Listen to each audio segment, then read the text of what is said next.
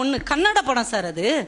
அதுக்கு வசனம் என்னமா எழுதியிருக்கிறாங்க. நம்ம தமிழ் இயக்குநர்கள்லாம் போய் அவங்ககிட்ட போய் பிச்சை எடுக்கணுங்கிற மாதிரி வசனம் அவ்வளவு அழகா எழுதியிருக்காங்க. அந்த கதையில அவங்க அம்மா சாக கிடப்பாங்க, வறுமையில சாக கிடப்பாங்க, மருந்து வாங்க கூட காசு இருக்காது. மகனை கூப்பிட்டு ஒரு அறிவுரை சொல்லுவாங்க. பணம் இந்த உலகத்துல எவ்வளவு முக்கியமானதுங்கிறதுக்கு ஒரு வரியில சொல்லுவாங்க. மகனே, பணம் இருந்தா நிம்மதியா வாழலான்னு எல்லாரும் நினைக்கிறாங்க, ஆனா பணம் இல்லைன்னா நிம்மதியா சாக கூட முடியாதுடான்னு சொல்லுவாங்க. இப்ப பணம் எவ்வளவு பெரிய இடத்தை நமக்கு மத்தியில் வகிக்கிறதுங்கிறதுக்கு அவ்வளவு பெரிய அழகான ஒரு வார்த்தையை சொல்லியிருப்பாங்க. ஒரு புரட்சிகரமான ஒரு வார்த்தை, ரொம்ப அழகா இருக்கும். உனக்கு பின்னாடி 1000 பேர் இருக்காங்கங்கிற தைரியம் இருந்தா உன்னால ஒரு போர்ல தான் ஜெயிக்க முடியும்.